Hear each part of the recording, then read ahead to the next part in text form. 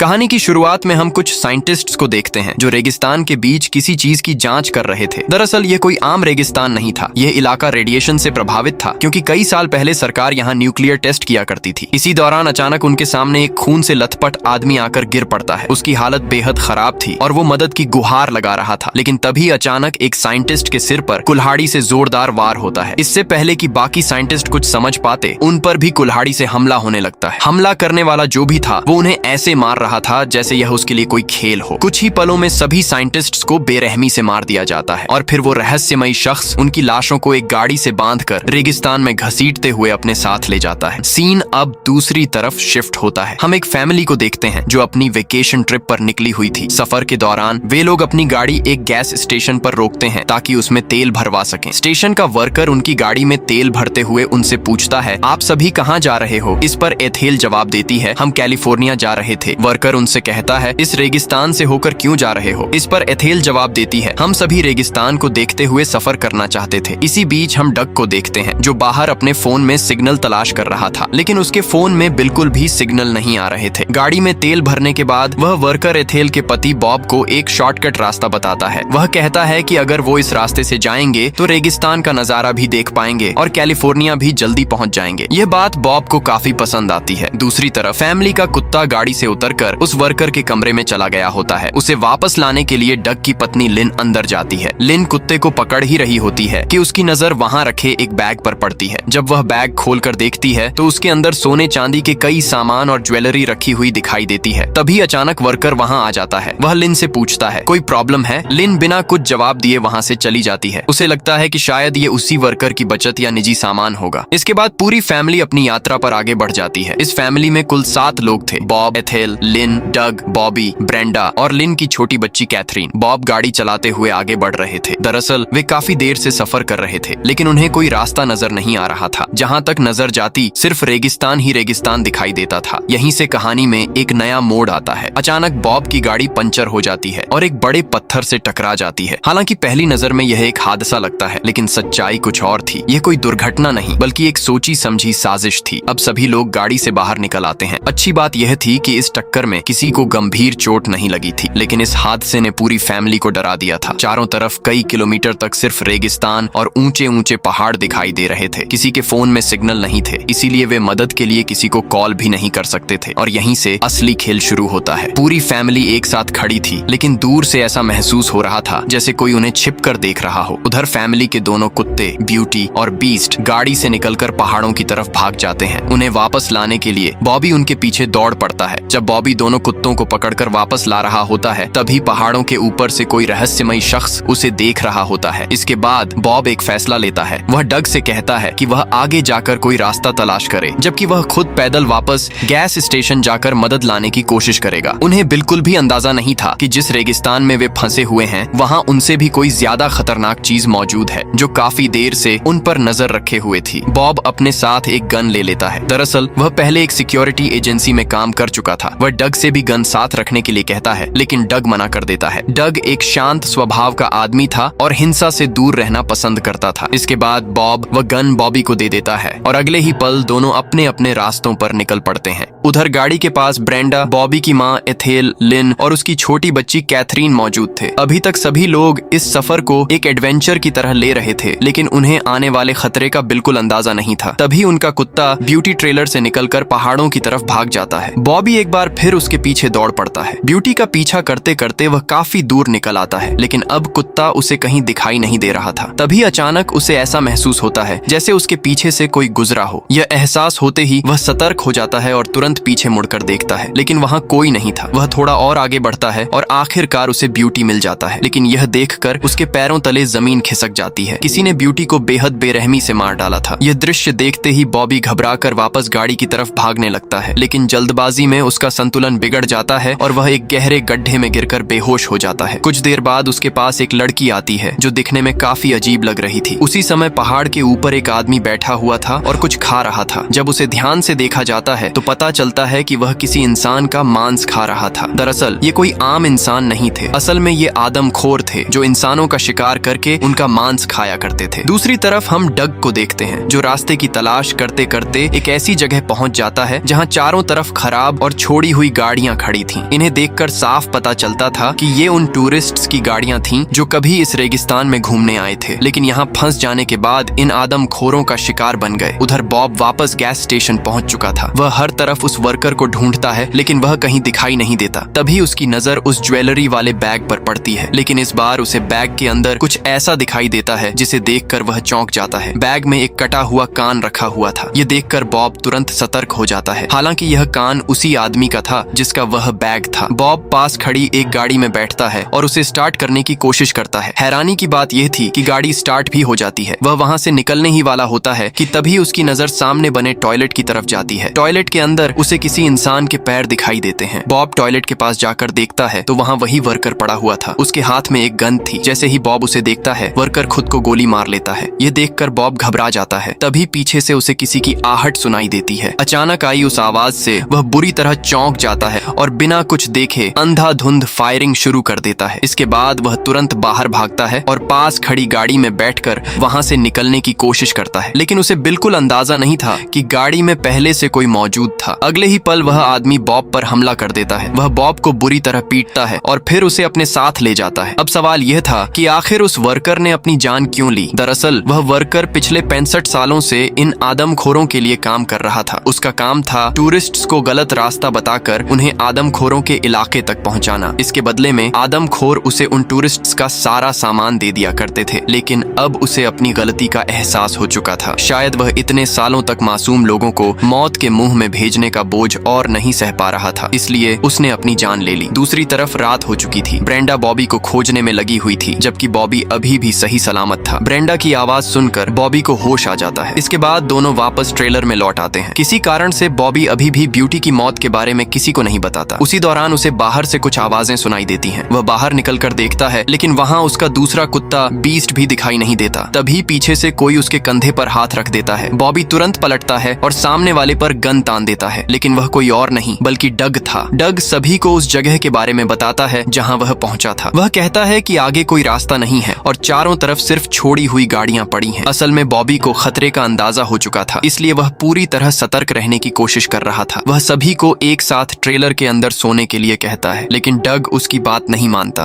वह कहता है कि वह ऑरलिन गाड़ी में ही सो लेंगे और बॉबी को इतना डरने की जरूरत नहीं है क्योंकि यहाँ कोई खतरा नहीं है। रात में सभी लोग सो जाते हैं, लेकिन बॉबी अभी भी जाग रहा था। तभी उसे बाहर से फिर कोई आवाज सुनाई देती है। उसे लगता है कि शायद बीस्ट वापस आ गया है, इसलिए वह उसे ढूंढने के लिए बाहर निकल जाता है और ठीक इसी मौके का फायदा उठाकर आदमखोर ट्रेलर के अंदर घुस जाते हैं। अंदर घुसते ही वे ब्रेंडा का मुंह दबा देते हैं और उसे पकड़ लेते हैं। वहीं बॉबी को रास्ते में कुछ अजीब महसूस होता है। उसे अब यकीन होने लगा था कि इस रेगिस्तान में कुछ बहुत गलत हो रहा है। वह तुरंत भागकर डग और लिन के पास पहुंचता है जो गाड़ी में सो रहे थे। बॉबी उन्हें बताता है कि ब्यूटी को किसी ने मार डाला है और यहाँ जरूर कोई खतरा मौजूद है, लेकिन डग और लिन उसकी बात पर पूरी तरह विश्वास नहीं करते। फिर भी डग उससे कहता है कि चलो जाकर देखते हैं आखिर वहाँ क्या हुआ है। हालांकि उन्हें बिल्कुल भी अंदाजा नहीं था कि इसी दौरान आदमखोर ट्रेलर के अंदर घुस चुके हैं। तभी अचानक सामने आग की लपटें उठती दिखाई देती हैं। जब वे ध्यान से देखते हैं तो उनके होश उड़ जाते हैं। आग में जलता हुआ इंसान कोई और नहीं बल्कि बॉब था। उसे देखते ही सभी उसकी तरफ दौड़ पड़ते हैं और उसे बचाने की कोशिश करने लगते हैं, लेकिन इस अफरा तफरी में किसी को भी ट्रेलर के अंदर फंसी ब्रेंडा का ध्यान नहीं रहता। उधर ट्रेलर के अंदर आदमखोरों ने ब्रेंडा को पकड़ रखा था। वह लगातार चीख रही थी और मदद के लिए पुकार रही थी, लेकिन बाकी लोग उससे काफी दूर थे और उसकी आवाज वहां तक नहीं पहुंच पा रही थी। इससे पहले कि कोई बॉब को बचा पाता, वह बुरी तरह झुलस चुका था। इसी दौरान लिन वापस ट्रेलर के अंदर आती है। अंदर का नजारा देखकर उसके पैरों तले जमीन खिसक जाती है। एक आदमखोर की गिरफ्त में उसकी बच्ची कैथरीन थी। ये देखते ही लिन पास पड़ी एक चीज उठाकर उस आदमखोर पर हमला कर देती है। वहीं दूसरा आदमखोर ब्रेंडा को पकड़े हुए था। इसके बाद वह कैथरीन को गन पॉइंट पर रखकर लीन को मजबूर करने लगता है और उसके साथ गलत हरकत करने लगता है। उसी समय वहां एथेल पहुंच जाती है। एथेल को देखते ही आदमखोर उस पर गोली चला देता है। गोली की आवाज सुनते ही बॉबी और डग ट्रेलर की तरफ दौड़ पड़ते हैं। उधर ट्रेलर के अंदर वह आदमखोर ब्रेंडा को मारने ही वाला था कि पास बैठी लिन उसके पैर में एक नुकीली चीज घोंप देती है। इससे आदमखोर गुस्से से आग बबूला हो जाता है और गोली मारकर लिन को मौत के घाट उतार देता है। अपनी आंखों के सामने परिवार को मरते हुए देखकर ब्रेंडा बुरी तरह टूट जाती है और रोने लगती है। जैसे ही आदमखोरों को बॉबी और डग के आने की आहट मिलती है, वे ब्रेंडा को वहीं छोड़कर भाग जाते हैं। डग अंदर पहुंचता है तो सामने एथेल और उसकी पत्नी लिन गंभीर रूप से घायल पड़ी थीं। डग के सामने ही दोनों अपनी आखिरी सांस ले लेती हैं। ये पल बेहद दर्दनाक था। तभी तभी अचानक डग को अपनी बच्ची कैथरीन का ख्याल आता है। वह उसे ढूंढता है लेकिन वह वहाँ कहीं नहीं थी। दरअसल आदमखोर उसे उठाकर अपने साथ ले गए थे। इस वक्त ब्रेंडा गहरे सदमे में थी। अब इस परिवार में सिर्फ 3 लोग बचे थे। उसी दौरान उन्हें बाहर से किसी के बोलने की आवाज सुनाई देती है। डग बाहर निकलकर देखता है कि सामने एक वॉकी टॉकी पड़ा हुआ है। उसके पास किसी का कटा हुआ हाथ भी पड़ा था, जबकि बीस्ट वहीं खड़ा हुआ था। दरअसल कुछ देर पहले पहाड़ों के पीछे से एक आदमी उन पर नजर रख रहा था। तभी बीस्ट ने उस पर हमला कर दिया और उसे मार डाला। उसके बाद वह उसी आदमी का वॉकी टॉकी वहां ले आया था। डग उस वॉकी टॉकी को ध्यान से सुनने लगता है। तभी अचानक उसमें उसे अपनी बच्ची की आवाज सुनाई देती है। ये सुनते ही डग समझ जाता है कि उसकी बच्ची अभी भी जिंदा है। अपनी बेटी की आवाज सुनते ही वह सुबह होते ही उसे बचाने के लिए निकल पड़ता है। उधर ट्रेलर में अब सिर्फ बॉबी और ब्रेंडा ही बचे हुए थे। डग अपनी बच्ची को बचाने के मिशन पर निकल चुका था और बीस्ट भी उसके साथ था। वह चारों तरफ तलाश करता हुआ आगे बढ़ता है। तभी उसे सामने एक पुरानी माइनिंग खदान दिखाई देती है। डग उसके अंदर जाकर हर जगह अपनी बच्ची को ढूंढने लगता है, लेकिन काफी तलाश करने के बाद भी उसे वहाँ कुछ नहीं मिलता। इसके बाद वह खदान के दूसरे छोर से बाहर निकल जाता है। हालांकि उसे बिल्कुल अंदाजा नहीं था कि उसकी हर गतिविधि पर रूबी नजर रखे हुए थी। आगे बढ़ने पर उसे एक छोटी सी बस्ती दिखाई देती है। अब सवाल यह था कि आखिर इस वीरान रेगिस्तान में यह बस्ती कैसे बसी हुई थी। दरअसल कई साल पहले यहाँ लोग रहा करते थे, लेकिन न्यूक्लियर टेस्टिंग के कारण रेडिएशन का असर उन पर पड़ने लगा।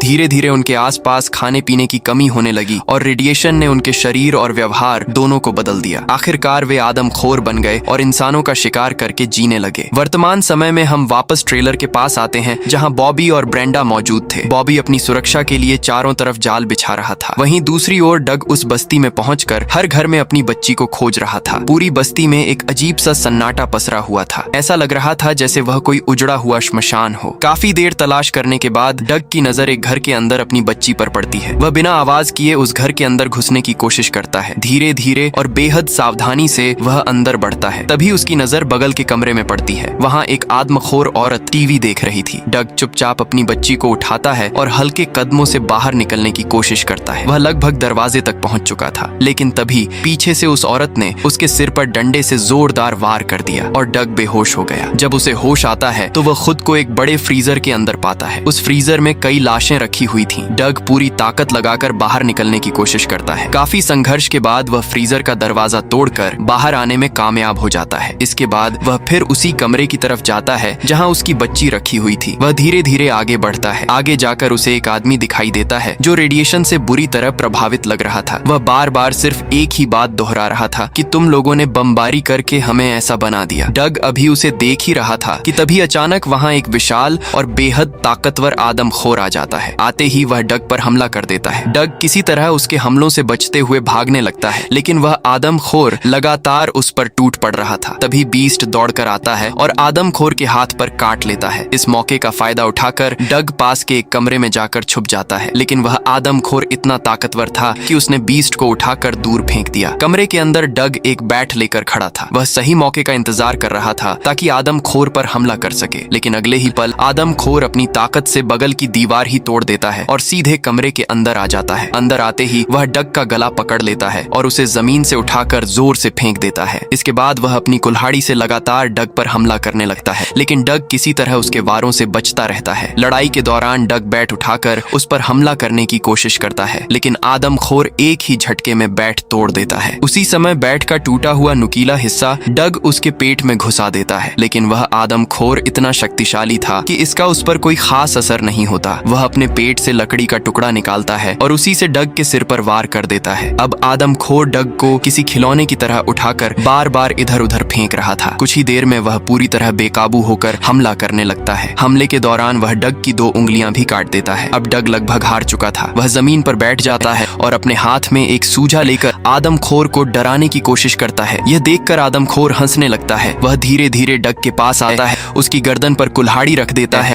और पीछे मुड़कर अपने पिता की तरफ देखने लगता है। दोनों जोर जोर से हंस रहे थे, लेकिन यही उनकी सबसे बड़ी गलती साबित होती है। मौका मिलते ही डग वह सूजा आदमखोर के पैर में घोंप देता है। दर्द से आदमखोर चीख उठता है। इससे पहले कि वह सूजा निकाल पाता, डग पास लगे झंडे के लोहे के डंडे को उठाकर उसकी गर्दन के आर पार घुसा देता है। इसके बाद वह उसी आदमखोर की कुल्हाड़ी उठाता है और एक ही वार में उसका सिर धड़ से अलग कर देता है और इसी के साथ उस खूंखार आदमखोर का अंत हो जाता है। घर के अंदर हुए शोर को सुनकर बाहर घूम रहा दूसरा आदमखोर आदमखोर गन लेकर उस घर की तरफ बढ़ने लगता है, लेकिन इससे पहले कि वह अंदर पहुंच पाता, बाहर छिपा डग उसे देख लेता है और घर में घुसने से पहले ही उसका खात्मा कर देता है। लेकिन डग का काम अभी खत्म नहीं हुआ था। उसे अब भी अपनी बेटी कैथरीन को ढूंढकर सुरक्षित वापस लाना था। वह हर जगह अपनी बच्ची को ढूंढता है, लेकिन उसे कैथरीन कहीं नहीं मिलती। दरअसल कैथरीन इस समय रूबी के पास थी। तभी वहाँ एक आदमखोर आ जाता है। वह रूबी को बाहर भगा देता है और कैथरीन को मारने के लिए आगे बढ़ता है, लेकिन जैसे ही वह कपड़ा हटाता है उसके होश उड़ जाते हैं। वहाँ कैथरीन नहीं बल्कि उसकी जगह एक जानवर रखा हुआ था। यह देखकर आदमखोर गुस्से से आगबूला हो जाता है। वह समझ चुका था कि यह सब रूबी ने किया है। उधर डग की नजर पड़ती है कि रूबी पहाड़ की तरफ जा रही है। यह देखते ही वह उसका पीछा करने लगता है। कुछ दूर जाकर डग रूबी तक पहुंच जाता है। हालांकि रूबी बाकी आदमखोरों जैसी नहीं थी। वह दिल से अच्छी थी और कैथरीन को बचाना चाहती थी। वह कैथरीन को डग के हवाले करने ही वाली थी कि तभी ऊपर से वही आदमखोर आकर डग पर हमला कर देता है। हमले के कारण डग के हाथ से गन छूटकर दूर जा गिरती है। अब आदमखोर लोहे की छड़ से डग पर हमला करने लगता है। यह देखकर रूबी कैथरीन को लेकर वहां से भागने लगती है। उसे भागता देखकर आदमखोर उसके पीछे दौड़ पड़ता है। डग बुरी तरह घायल हो चुका था, लेकिन अपनी बच्ची के लिए वह फिर से हिम्मत जुटाकर खड़ा हो जाता है। वह पूरी ताकत के साथ आदमखोर के पीछे जाता है और मौका मिलते ही उस पर जानलेवा हमला कर देता है। इसके बाद वह अपनी गन हासिल कर लेता है और आदमखोर पर गोलियां बरसा देता है। कुछ ही पलों में वह आदमखोर गोलियों से छलनी हो जाता है। डग धीरे धीरे अपनी बच्ची की तरफ बढ़ता है और उसे रूबी से अपनी गोद में ले लेता है। अपनी बेटी को सुरक्षित देखकर उसे पहली बार सुकून महसूस होता है, लेकिन तभी पीछे से खतरा फिर लौट आता है। वह आदमखोर अभी पूरी तरह मरा नहीं था और उसकी तरफ निशाना साध लेता है। यह देखकर रूबी बिना एक पल गंवाए डग को बचाने के लिए दौड़ पड़ती है। वह आदमखोर को धक्का देकर सीधे खाई में गिरा देती है, लेकिन इस दौरान वह खुद भी उसके साथ नीचे गिर जाती है और इसी के साथ दोनों की मौत हो जाती है। उधर दूसरी तरफ बॉबी गाड़ी के पास पहुंचता है तो उसे अपनी माँ की लाश वहां दिखाई नहीं देती। वह लाश को वापस लाने के लिए पहाड़ों की तरफ जाता है। तभी वह देखता है कि एक आदमखोर उसकी माँ की लाश को घसीट कर ले जा रहा है। यह देखकर बॉबी तुरंत वापस लौट आता है और ब्रेंडा के साथ ट्रेलर में छिप जाता है। हालांकि बॉबी पहले ही आदमखोर के लिए एक जाल बिछा चुका था। अचानक वह आदमखोर खिड़की तोड़कर अंदर घुस जाता है और ब्रेंडा को पकड़ लेता है। बॉबी तुरंत उसकी मदद के लिए आगे आता है। वह आदमखोर के दोनों हाथ रस्सी से बांध देता है और फिर वह और ब्रेंडा खिड़की से बाहर निकल जाते हैं। इसके बाद बॉबी ट्रेलर के अंदर रखी गैस खोल देता है। दोनों ट्रेलर से काफी दूर जाकर छिप जाते हैं। कुछ देर बाद आदमखोर किसी तरह अपने हाथ छुड़ा लेता है, लेकिन जैसे ही वह ट्रेलर का दरवाजा खोलता है नीचे लगी माचिस की तीलियां जल उठती हैं और क्योंकि बॉबी पहले ही गैस खोल चुका था इसलिए अगले ही पल वहां एक जोरदार धमाका होता है। उस भयानक विस्फोट में वह आदमखोर जलकर राख हो जाता है। कुछ देर बाद बॉबी सामने से डग को अपनी बच्ची के साथ आते हुए देखता है। यह देखकर बॉबी और ब्रेंडा राहत की सांस लेते हैं। आखिरकार तीनों एक दूसरे से मिल जाते हैं। इतनी भयानक रात